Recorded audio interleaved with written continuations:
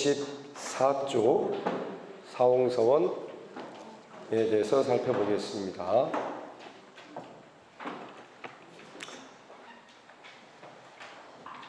삼보에 귀하여 스스로 마음에 굳은 약속을 한 자가 할 일은 무엇인가?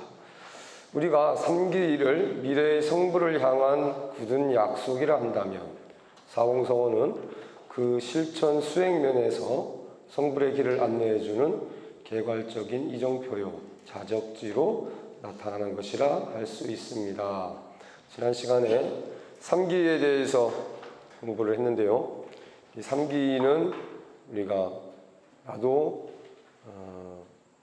삼보의 한 구성원으로서 우리 스스로가 승가의 일원이라고 이야기를 했었죠. 삼보의 구성원으로서 반드시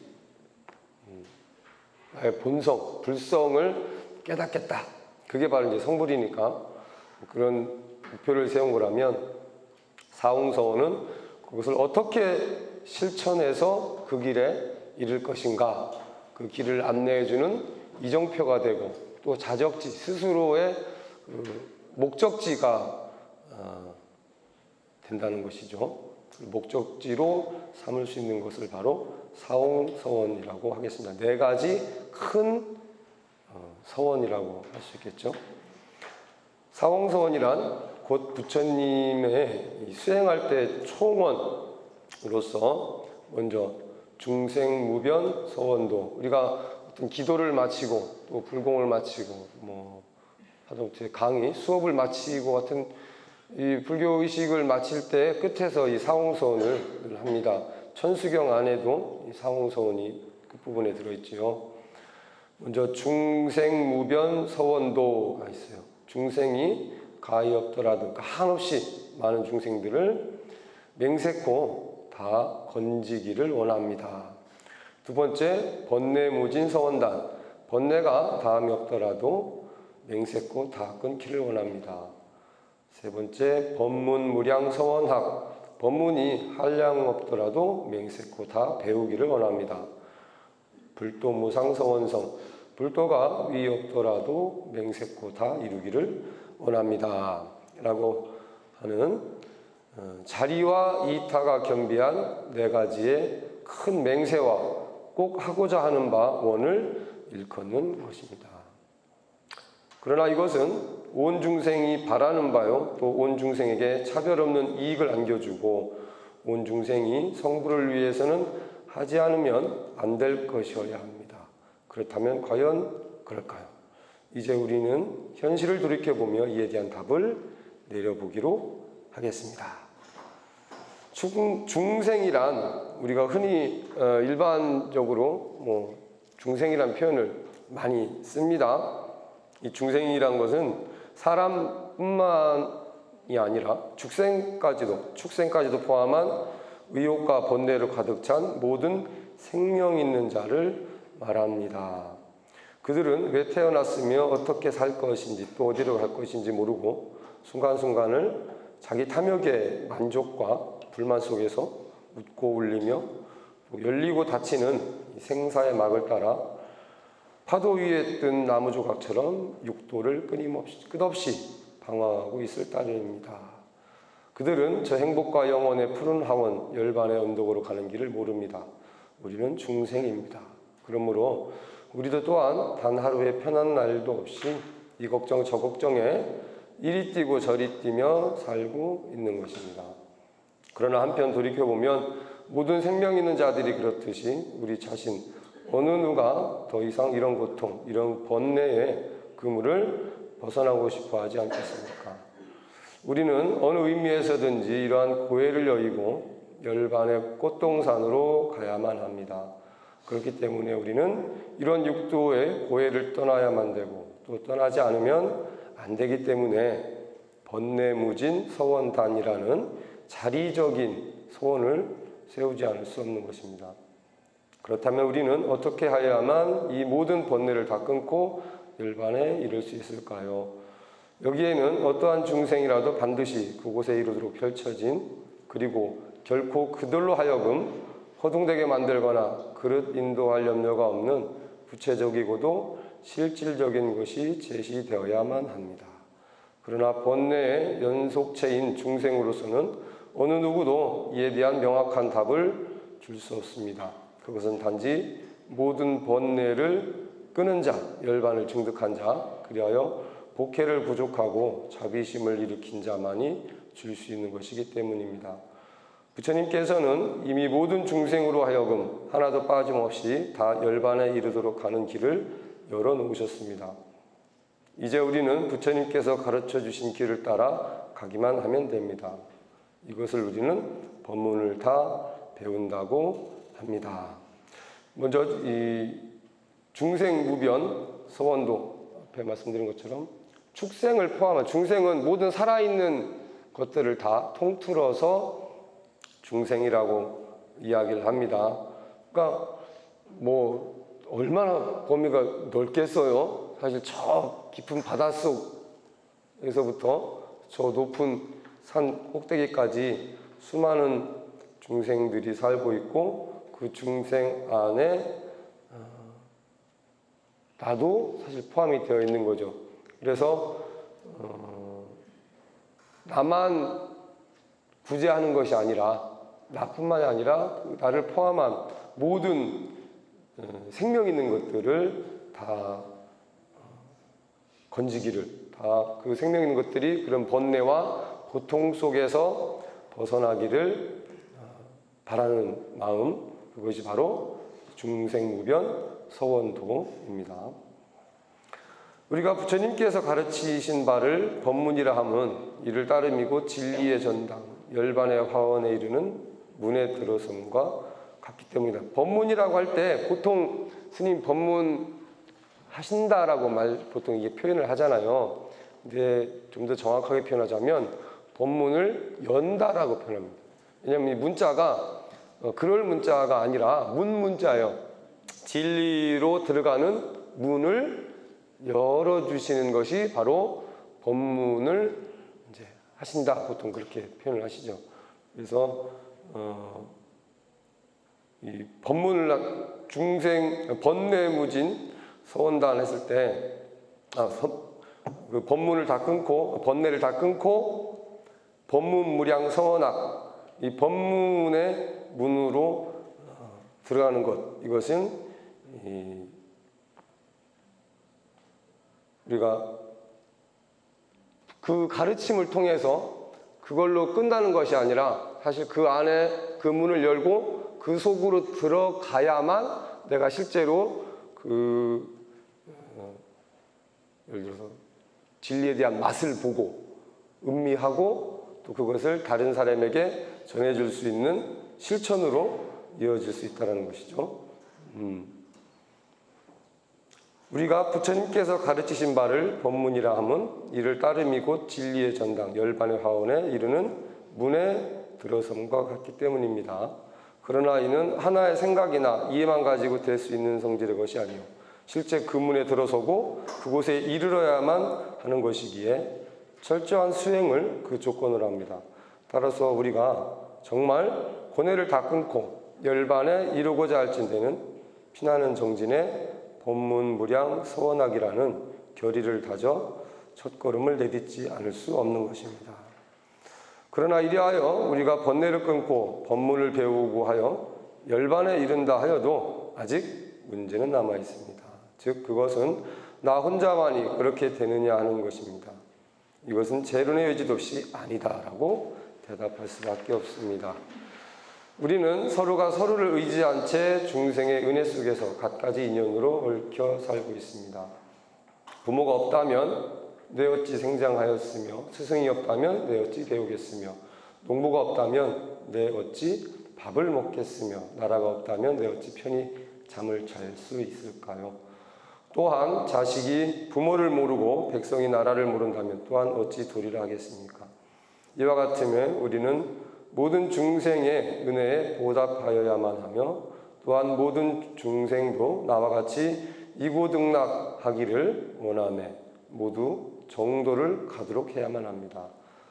이것은 성불 전이건 후이건 중생이 남아있는 한은 계속되어야만 하고 또 이루어져야 할 대업인 것입니다. 만일 이것을 외면한다면 설사 번뇌를 끌었다 하더라도 성불은 아직 먼 것이며, 반대로 각자가 모두 중생을 제도하리라 할 때 성불의 길은 그만큼 가까워지는 것이라 하겠습니다. 그러니 우리가 어찌 중생무변 소원도의 이 타행을 대전제로 내세우지 않을 수 있을까요? 그리하여 안으로는 번뇌를 다 끊고 법문을 다 배우며 밖으로는 일체 중생을 다 제도하여 나감으로써 불도를 꼭 성취하여야 할지니, 우리는 끝으로 불도무상 서원성이라는 원을 바라는 겁니다. 보통 그런 이야기를 많이, 그 부처가 되는 길이 얼마나 멀고 험한데 내가 과연 그럴 수 있겠어? 라고 진작에 포기하는, 또는 그곳에 갈 엄두를 못 내는 경우도 있어요. 그게 부처님께서는 성불에 가장 방해하는 요소, 내가 중생 주제에 어떻게 그렇게 하겠어라는 마음이 시작도 못하게 만든다라는 거죠. 그런데 이 사홍서원의 마지막 불도무상 서원성, 이것은 그런 목표에, 그러니까 최종의 목표를 설정해 놓고 반드시 뭐 오늘 또는 내일 당장 그걸 성취해야만 되는 것이 아니라, 우리가 그런 거 있잖아요. 예를 들어 지리산 정상에 오른다, 100m 달리기 하듯이 가가지고 올라가서 먼저 깃발 꽂는다고 훌륭한 사람 되는 거 아니거든요. 옆에서 막 훌륭하다고 박수 치는 거 아니란 말이죠. 옆에서 빨리 가든 늦게 가든 뭐 돌아가든 간에 어쨌든 나는 그곳에 갈 거야, 도착할 거야, 이런 목표를 세우고 계속해서 가다 보면 언젠간 도달하게 되겠죠. 그래서 이 사홍서원을 이해하기 쉽게 이렇게 도표로 그려놨는데요. 보시면 중생무변 서원도라는 것은 이제 도중생원, 그래서 중생을 건지겠다라는 원이에요. 이걸 다른 표현으로 화중생 이렇게 하는데, 이건 이타행이라는 거죠. 다른 사람을 이롭게 하는 행위. 이것은 또 다른 자비행이라고 하고, 바로 복덕을 쌓는 일이라고 할 수가 있겠습니다. 번뇌무진 서원단과 법문무량 서원학, 이것은 구보리원, 보리는 깨달음을 뜻하는 것이죠. 깨달음을 구하고자 하는 바람, 이걸 상구보리라고 표현을 합니다. 이것은 자리행, 스스로를 이롭게 하는 행위로서 지혜를 쌓게 되는 일이죠. 이 두 가지는 지혜와 복덕을 이제 상징을 하는데, 서가모니 부처님의 좌우 협시보살이 누구라고 그랬어요? 문수보살과 보현보살. 문수보살은 지혜의 상징, 보현보살은 이타행, 보살행의, 자비행의 상징이라고 이야기를 했었죠. 그래서 여기 하와중생, 또 상구보리가 있는데, 전에도 말씀을 드렸어요.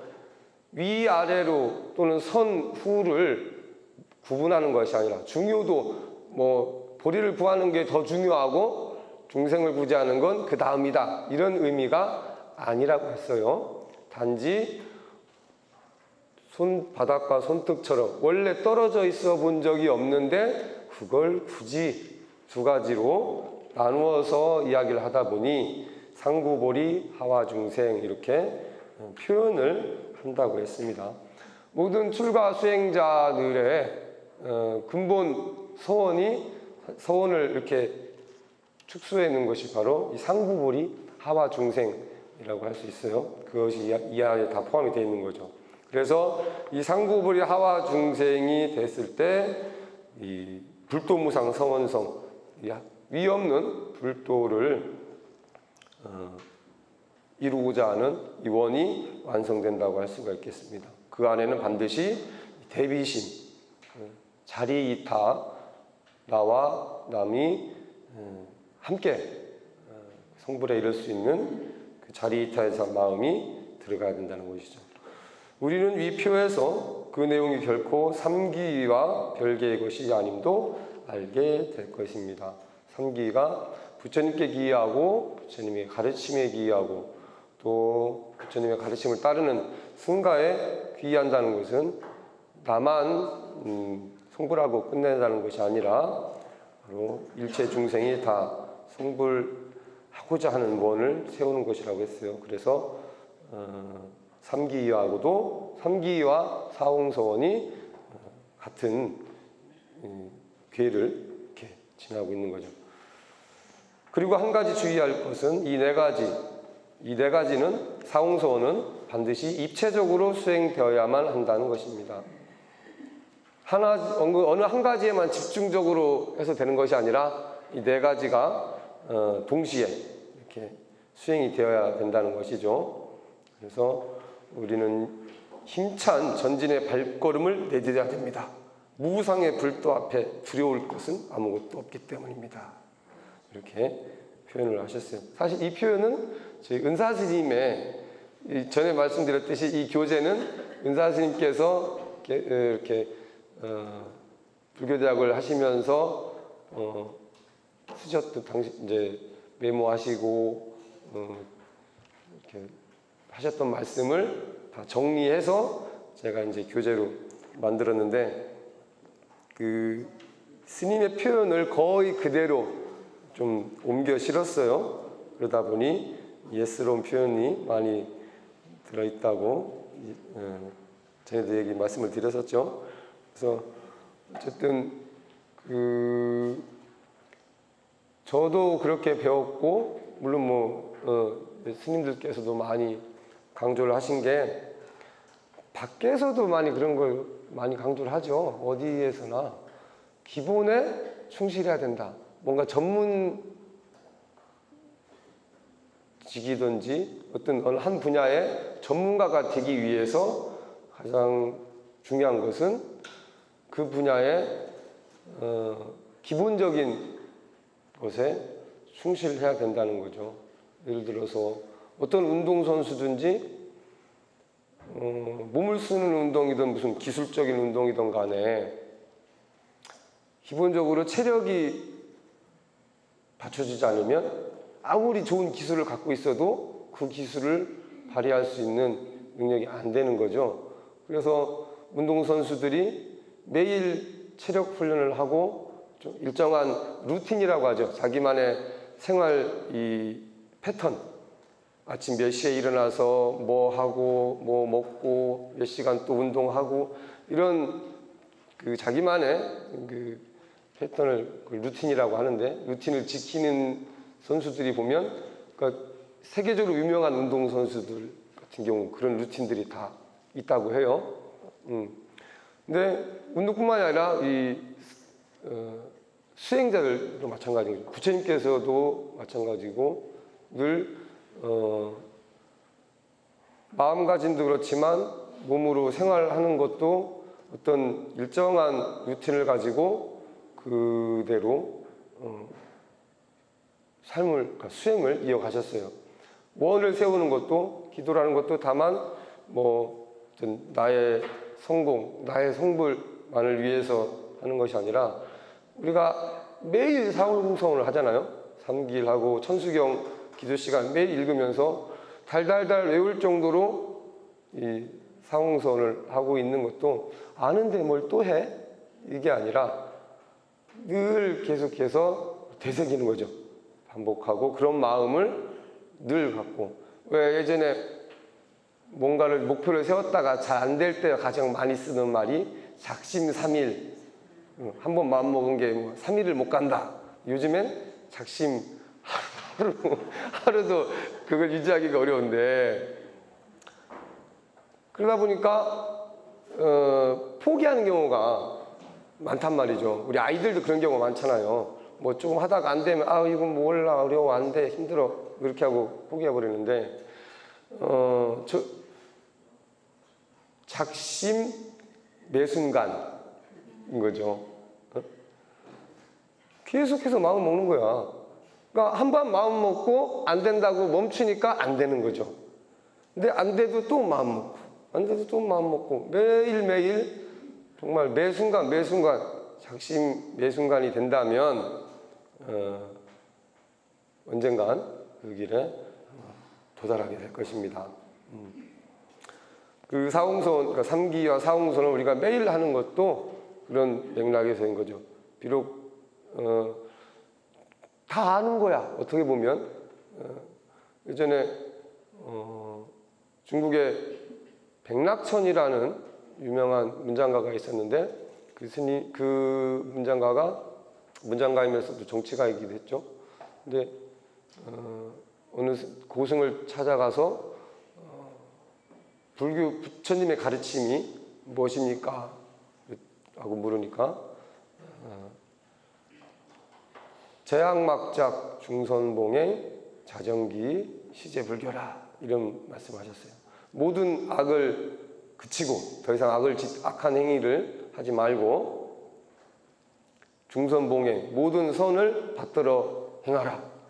시제불교 자정기 그리고 나서 스스로 자기의 마음을 그 뜻을 정갈하게 하는 것이 부처님의 가르침입니다. 그랬더니 아니 그건 3살 먹은 애도 다 하는 거 아닙니까? 그랬더니 80 먹은 노인도 실천하기는 어려운 것이지요 라고 반문하죠. 그래서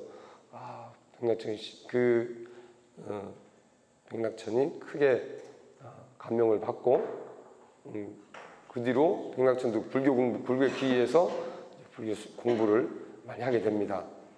이것처럼 알고 있는 것과 내가 실천하고 있는 건 분명히 달라요. 이 사홍서원은 내가 무엇을 실천해야 될 것인가, 어떤 목적을 갖고 불교 수행을 해야 될 것인가 하는 것을 극명하게 보여주는 모든 수행자들의 최종 목표인 것이죠. 그래서 우리 수행자, 흔히 말하는 우리 그냥 불교의 신도뿐만이 아니라 이미 수행하고 있는, 그리고 수행을 완성하신 분들 또한 그러한 소원을 많이 세웠습니다. 그래서 우리 천수경에 보면 열의 10대 발언문이라는 부분이 나와요. 그 다음에 나오죠. 열의 10대 발언문. 열애란 말은 부처님의 또 다른 표현이에요. 부처님의 열의 10호라고 해서 부처님을 표현하는 10가지 이름이 있어요. 열애, 응공, 정병지, 명행족, 선서, 세간해, 무상사, 조어장부, 불, 세존, 이렇게 10가지로 다양한 표현을 씁니다. 그래서 열애 10대 발언문이라는 것은 바로 부처님의 10가지 발언문이라는 거죠. 먼저 원화 영리 삼학도, 원화 속단 탐진치, 원화 상문 불법승, 원화 군수 개정에, 원화 항수 재불학, 원화 불태 보리심, 원화 결정 생안양, 원화 속견 아미타, 원화 분신 변진찰, 원화 강도 재중생. 이상 열의 10가지 큰 원력을 바라는 글은 그 하나하나가 독립된 뜻을 지니기도 하지만 서로 연결이 되어 있습니다. 먼저 첫째 발언 원화영리 삼학도는 원컨대 내가 지옥 악의 축생의 삼학도를 영원히 떠나서 사람다운 삶을 살기를 원합니다 라는 뜻입니다. 자, 우리가 육도 윤회를 한다고 이제 이야기를 합니다. 부처님께서는 이 중생이 끊임없이 이제 삶을 이어가는 것을 윤회한다고 하셨는데, 윤회를 하는 것이 계속해서 사람으로만 거듭나는 것이 아니라 이 6가지 차원을 이야기하는 거예요. 6가지 차원. 그래서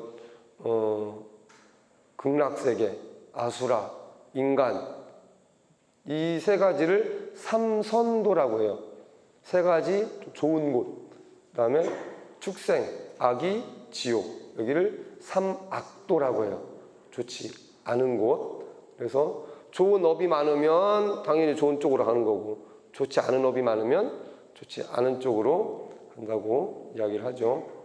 그래서 근데 여기서 한 가지 특이한 점이 삼선도의 이 두 번째 수라 세계라고 이야기를 하는데, 아수라는 여러분 옛날에 마징가 제트라는 만화 영화 기억나세요? 거기 보면 아수라 백장 나오지. 아수라 백장의 특징이 뭐예요? 남자 반 여자 반. 그리고 또 뭐야? 싸움을 좋아해. 맨날 어떻게 하면 싸울까 궁리를 해요. 뭐냐면 아수라는 의식적인 영역에 있어서, 그러니까 의식 수준은 높아. 굉장히 똑똑해요. 그잖아. 아수라 백작이 굉장히 똑똑한데 반면에 투쟁심이 강한 거예요. 그래서 똑똑한 사람들이 모여가지고 대판 싸우는 데를 뭐라 그래요? 아수라장 그러지. 국회에 보면 가끔 아수라장 되잖아요. 막 똑똑한 사람들 모여가지고 서로 자기 주장이 옳다, 내 주장이 옳다라고 막 하면서 싸운단 말이에요. 아수라들이 그런 존재야. 공부 많이 해가지고 머리는 똑똑은 한데 투쟁심이 좀 강한. 그래서 명확하게 삼선도의 줄기가 애매하긴 한데 굳이 6도에서 3개씩 나누다 보니 그래도 의식적인 수준이 높기 때문에 삼선도에 이렇게 들어가게 된 거죠. 삼악도는 지옥, 악의 축생. 이 축생은 뭐 아시다시피 이제 동물의 세계, 짐승으로 태어나는 것. 지옥은 아주 고통스러운 곳이고, 이 악귀는 몸집은 굉장히 큰데 목구멍이 아주 가늘대요. 그래서 늘 배가 고픈 존재죠. 늘 배가 고프기 때문에 늘 탐욕스럽겠죠. 욕심을 내고, 그래서 늘 만족하지 못하는 그런 존재를 이야기를 합니다. 자, 그렇다면 이러한 삼악도를 영원히 떠나기 위해서는 어떻게 해야 될까요? 사이답은 다음에 나옵니다. 둘째 발언인 원하 속단 탐진치. 원컨대 탐진치 이 삼독을 빨리 끊기를 원하옵니다 라고 해석할 수 있습니다. 우리들에게 일어나는 어떤 문제라도 이 삼독에서 비롯되지 않는 것은 없습니다. 이 삼독의 사슬에서 벗어날 때 바로 삼악도를 떠나고자 하는 문제 해결의 실마리를 찾게 되는 것입니다. 그 문제 해결의 실마리를 보여주는 것이 다음의 발언입니다. 탐진치는 탐내고 성내고 어리석은 것, 이 세 가지를 탐진치라고 이야기를 하죠. 모든 이 번뇌의 씨앗이라고도 할 수 있습니다. 세 번째 발언인 원하 상문 불법승. 원컨대 내가 항상 불법승 삼보에 대해 듣기를 원합니다 라는 뜻입니다. 부처님께서는 이미 오래전에 탐진치를 끊는 방법에 대해서 가르침을 주셨고 지금도 갖가지 방편으로 가르침을 주시고 계십니다. 하지만 그 가르침을 들은 것으로 문제가 해결되는 것이 아니기 때문에 다시 다음의 소원으로 또 이어지게 되죠. 불법승 삼보에 대해서 늘 듣는데 듣는 것만으로 그치는 것이 아니라 네 번째 발언인 원하 근수 개정해. 원컨대 내가 항상 개정의 삼학을 열심히 닦기를 원합니다. 우리는 지금까지 수없이 많은 법문을 듣고 또 들어왔습니다. 이제는 그 말씀을 실천으로 옮겨야 할 때인 것입니다. 그래야만 비로소 문제 해결에 한 발 더 다가설 수 있기 때문입니다. 개정의 이 삼학이라고 이야기를 많이 하죠. 개는 규칙을 잘 지키는 것. 한마디로 일반적으로 우리가 보통 해야 될 일 또는 하지 말아야 될 일 이런 것들을 다 구분하고 살잖아요. 그래서 하지 말아야 할 것을 하지 않고 해야 할 것을 잘 하는 것, 그것을 계를 지킨다고 이야기를 하죠. 정은 스스로 이게 이제 자기 스스로 들뜨지 않게 자기 마음을 평온하게 만드는 것. 그다음에 해는 어리석지 않은 지혜로워야 되는 거죠. 그래서 우리가 탐진치 삼독을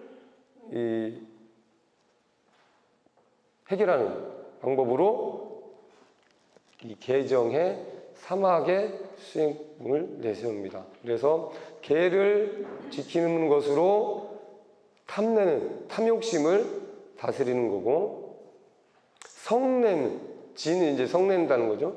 이 화가 나는 것을 정으로서 자기 마음을 스스로 고요하고 평화롭게 만드는 것으로서 성냄을 다스리고, 그다음에 어리석음, 이 어리석음을 지혜로서 다스린다는 것이죠. 그래서 이 계정해 사막으로 탐진치 삼독심을 다스리는 겁니다.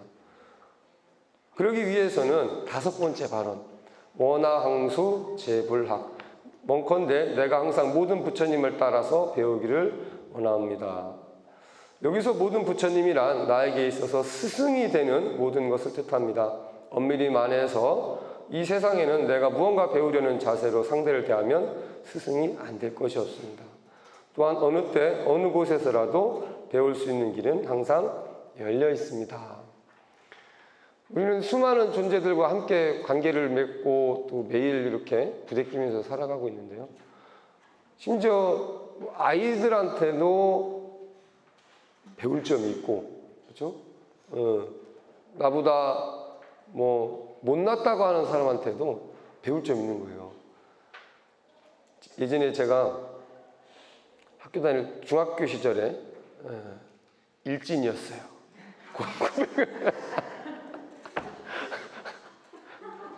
그런데 물론 그때는 이제 그런 표현을 쓰진 않았는데 옛날부터 그런 학생들이 있었죠. 조선시대나 그 전에는 없었을 것 같아요. 어느 시대건 아이들이 모여 있으면 그 중에 힘 좀 쓰는 애, 힘을 못 쓰는 애 이렇게 이제 나눠지게 된단 말이에요. 그럼 저는 조금 이렇게 힘을 쓰는 아이들하고 이렇게 어울리면서 좀 힘이 약한 아이들을 이렇게 괴롭히는 그런 쪽이 있어요. 그런데 그렇다고 해서 막 이렇게 좀 아무튼 그랬어요. 그랬는데 그래서 선생님한테 많이 혼나고 부모님 학교로 오셔라 해서 그랬는데 어느 날 이제 저희 아버지께서 저를 딱 앉혀놓고 한번 사고를 좀 크게 친 적이 있었거든요. 다른 학교 가서 패싸움을 하고 있는데 저보고 그러셨어요. 네가 그 친구들하고 어울리면서 뭘 배웠냐. 그래서 생각해보면 딱히 배울 만한 거 없잖아요. 좋은 거. 맨 안 좋은 것만 배웠지. 그래서 말씀을 드렸어요. 딱히 좋은 거 배운 건 없이요. 그래서 엄마 배울 게 없다는 거는 배웠잖아. 그 말씀을 하시는데 뭔가 뒤통수를 탁 한 대 맞은 느낌이었어요. 배울 것도 없는데 굳이 내가 그 아이들하고 왜 어울릴까. 그래서 그 뒤로 이제 정신 차리고 안 어울렸어요. 그 친구들하고 이제 안 어울리고 이제 좀 건전한 친구들하고 이제 좀 배울 게 좀 많은 친구들하고 이제 어울리고 같이 이제 운동도 하고 운동을 좋아했으니까 운동을 하면서 이렇게 이제 좀 이제 음지에서 양지로 나오게 됐는데 그때 그 아버지의 가르침이 정말 제 인생의 전환점이 된 거죠. 그래서 나중에 제가 불교 공부를 하면서 이 대목을 들었을 때 내가 스승으로 대하면 스승이 아닌 것이 없다라는 말씀을 정말 절실하게 느꼈어요. 심지어 그런 정말 배울 거 없는 행위를 하는 사람들한테조차도 뭔가 배울 게 있다는 거예요. 그건 그 사람들이, 그 친구들이 뭐 가르치려고, 야, 이러면 안 돼, 이렇게 살면 안 돼를 가르치려고 했겠어요? 내가 배우고자, 그러면 저렇게 살면 안 되겠구나 하는 걸 배운 거죠. 그래서 내가 배우고자 하는 자세로 상대를 대하면 다 배울 게 있단 말이에요. 네. 무엇을 보고 배울 건가 하는 건 스스로에게 달린 거예요. 그래서 여섯 번째 발언인 원하 불태 보리심으로 이제 이어집니다. 그렇게 배웠다면 원컨대 내가 깨달음의 마음에서 물러서지 않기를 원합니다. 우리는 흔히 무슨 일이든 조금 하다가 주저앉아 버린 경우가 많은데, 그렇게 되면 인생에 아무런 발전도 기대할 수 없습니다. 물러서지 않는 용맹심이야말로 우리의 생명력을 충족시켜주는 원동력이 됩니다. 적어도 불교인이라면 어떤 일에서든지 물러서지 않고 꾸준히 자신의 삶을 향상시켜 나가는 마음 자세를 가져야 할 것입니다. 물러서지 않는 불태심만 있으면 본 궤도에 오른 것과 같습니다.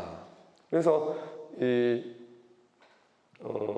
부처님 가르친 불법승에 대해 삼보에 대해서 듣고, 또 개정의 사막을 열심히 익혀서 탐진치 삼독심을 제거하고, 또 그러기 위해서는 내가 보리심에서 깨달음을 얻고자 하는 마음에서 물러서지 않겠다라는, 비록 이 길이 힘들고 좀 어렵게 느껴지지만 절대 물러서지 않겠다라고 하는 그런 각오가 필요한 것이죠. 그래서 일곱 번째 원하 결정 생안양으로 넘어갑니다. 원컨대 내가 반드시 안양국에 태어나기를 원합니다. 여기서 안양국이란 극락세계를 뜻하는 말로서 모든 것이 충족되어진 세계를 가리킵니다. 보통 극락세계 그러면 이제 서방 정토 아미타 부처님이 계신 곳을 이야기를 하는데요. 그 여덟 번째 발언에 원하 속견 아미타가 나오죠. 원컨대 내가 속히 아미타불을 챙겨나기를 원합니다. 여기서 아미타불은 서방 정토 극락세계의 교주이기도 하지만 한량없는 무한한 생명을 나타내는 말이기도 합니다. 결국 한량없는 무한한 생명을 친견하려면 자기 자신이 무한해야 하는데, 우리의 본래 자성은 이미 한량없는 무한한 생명입니다. 그 사실을 깨닫는 일이 바로 불교 공부의 핵심인 것입니다. 아미타 부처님을 또 다른 표현으로 일컫는 말이 무량수 열애불이라고 해요. 우리 제사 지낼 때 뒤에 가서 장엄 연불 할 때 보면 나무 서방 대교주 무량수 열애불 그러죠. 나무는 귀합니다라는 뜻이라고 그랬어요. 귀합니다. 누구한테? 나무 서방의 대교주이신 무량수 열애 부처님께 귀합니다. 서방 대교주 무량수 열애불이 바로 아미타 부처님이에요. 그래서 위에 나온 것처럼 단순히 그냥 어떤 아미타 부처님 별도의 또 이렇게 나와 상관없는 그런 부처님이 아니라 한량없는 무한한 생명을 바로 뜻하는 말이 무량수 열애불입니다. 그래서 안양국에 태어난다는 말은, 안양국이 이제 극락세계라고 했어요. 극락세계에 태어나서 원하 속견 아미타 부처님을 뵙겠습니다. 이 말은 내가 스스로 아미타 부처 무한한 생명으로 거듭나겠습니다 라는 이야기인 거죠. 아홉 번째 발언인 원하 분신 변진찰, 원컨대 나의 몸이 먼지처럼 많고 많은 곳에 두루 놔두기를 원합니다 라는 뜻이에요. 이 말은 내 몸이 미진수, 아주 미세한 먼지의 수와 같이 헤아릴 수 없을 정도로 나누어져서 무슨 일이든지 다 할 수 있도록 해달라는 뜻입니다. 상송원에서도 말했듯이 나 혼자만 깨달아봐야 소용이 없는 것입니다. 그렇기 때문에 천백억 화신으로 몸을 놔두어 중생을 제도하겠다는 소원인 것입니다. 그냥 먼지처럼 흩어지겠다는 말이 아니라 먼지는 사실 어느 곳에나 있죠. 어느 곳에나 있는 먼지처럼 나도 어느 곳에나 다 두루두루 내 스스로가 그 한량없는 중생들을 제도하기 위해서 그렇게 어느 곳에든 나타나겠다. 관세음보살님은 세상의 모든 소리를 듣고 그 소리를 따라서 이 중생을 제도하시는 분이에요. 소리가 없는 곳은 없죠. 그런 것처럼 원화 분신 변진찰도 내 몸을 이 세상 곳곳에 내가 필요로 하는 곳이라, 나를 필요로 하는 곳이라면 어디든지 내가 달려가서 그 중생을 나도 제도하겠습니다 라는 이야기입니다. 마지막으로 10번째 발언인 원화 광도 제중생. 원컨대 내가 모든 중생들을 널리 제도하기를 원하옵니다. 바로 위에 9가지 발언의 완성이죠. 어떤 소원이나 발언, 축원의 맨 마지막에 이처럼 항상 모든 중생이 다 함께 성불하게 해달라는 내용을 담은 구절이 따라다닙니다. 불교는 연기의 법칙으로 이루어져 있으므로 자기 혼자만의 길이란 없습니다. 그래서 모든 사람들은 서로 연결되어 있으며 원리적으로 따져볼 때 다 함께 성불하는 것만이 자기 자신의 성불도 가능한 것입니다. 그래서 원화 광도 제중생, 중생이 이 사실 널리